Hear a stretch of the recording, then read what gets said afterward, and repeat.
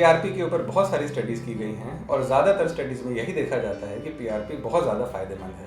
इसका रोल है वो डेफिनेट है और हर तरह के हेयर फॉल, जैसे कि मेल पैटर्न हेयर लॉस, जैसे कि फीमेल पैटर्न हेयर लॉस और कुछ तरह के सडनली होने वाले हेयर लॉसेज में भी पीआरपी को इस्तेमाल किया जा सकता है। इम्पॉर्टेंट ये है कि हमारा पेशेंट सिलेक्शन बहुत अच्छा होना चाहिए, ट्रीटमेंट की प्लानिंग बिल्कुल ठीक होनी चाहिए। मेरे एक्सपीरियंस में हम लोग पीआरपी को महीने में 1 बार करते हैं और मैं ये कोशिश करता हूँ कि 4 से लेकर 5 बार पीआरपी किया जाए। जब तक पीआरपी होता है तब तक मैं पेशेंट्स को खाने की मेडिसिन भी देता हूँ और जैसे कि ज़रूरत मुझे महसूस हो रही है उसके हिसाब से कुछ टेस्ट भी कराता हूँ। आमतौर पर ये देखा जाता है कि जब तक 4-5 सेशन पीआरपी के होते हैं तब तक मेडिसिन की मदद से और जो टेस्ट के रिजल्ट्स हैं उनके इंटरप्रिटेशन को यूज़ करते हुए हम लोग हेयर फॉल को कंट्रोल कर लेते हैं। ज़्यादातर लोगों में ये कोशिश होती है कि एक बार जो हेयर फॉल पीआरपी से कंट्रोल हो गया उसको हम लोग दवाइयों से ही मेंटेनेंस रख पाएं। एक ऐसा सबसेट भी निकल करके आता है, पीआरपी को जब तक दे रहे हैं तब तक फ़ायदा है, जैसे ही बंद किया लगता है कि हेयर फॉल फिर से शुरू हो गया।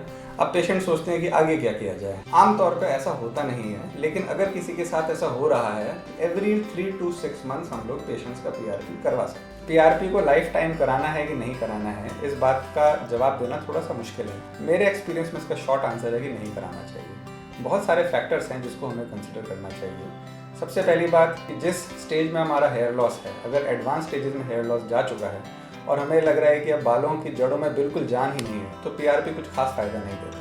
कई बार ये भी होता है कि पीआरपी का जो शेड्यूल है अगर आप उसको ढंग से फॉलो नहीं कर पाएँ और बिल्कुल ही बीच बीच में कराएं तो उससे भी फायदा नहीं मिल पाता है। पीआरपी की जो कॉस्ट है वो भी समय के साथ आपको ऐसा महसूस हो सकता है कि जितना हम लोग इसके लिए खर्चा कर रहे हैं उतना हमें बेनिफिट नहीं मिल रहा है। कंक्लूजन में मैं बस यही कहना चाहूँगा कि पीआरपी के बहुत बेनिफिट्स हैं, उसको सही टाइम पे सही पेशेंट सिलेक्शन में कराने की ज़रूरत है।